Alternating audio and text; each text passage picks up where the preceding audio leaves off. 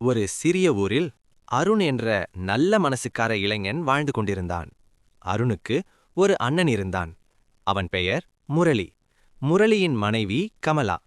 முரளியும் கமலாவும் வெளியில் பார்த்தால் நல்லவர்களாகவே தோன்றுவார்கள். ஆனால் அவர்களின் மனசு கொஞ்சம் வேற மாதிரி இருந்தது. ஒரு நாள் அருணின் சில சொந்தக்காரர்கள் அவர்களது வீட்டிற்கு வந்தார்கள்.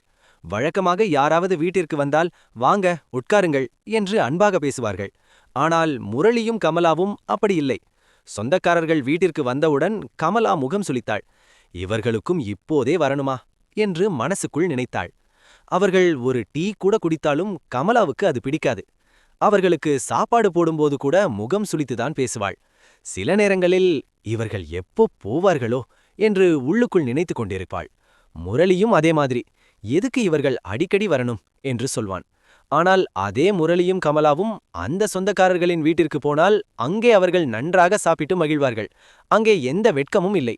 இதையெல்லாம் பார்த்த சொந்தக்காரர்கள் மெதுவாக உண்மையை புரிந்து கொண்டார்கள். நாம் போனால் இவர்கள் மனசு வரவேற்கவில்லை, அதனால் அவர்களது வீட்டிற்கு போகாமல் இருப்பதே நல்லது என்று முடிவு செய்தார்கள். அதன் பிறகு அவர்கள் அந்த வீட்டிற்கு வரவே இல்லை. சில நாட்கள் கழித்து முரளி கவனித்தான், ஏன் இவர்கள் இப்போது வரவே இல்லை என்று. அப்போதுதான் அவனுக்கு புரிந்தது, முகம் சுளித்துக் காட்டிய அன்பில்லாத நடத்தை உறவுகளை தூரமாக்கிவிட்டது.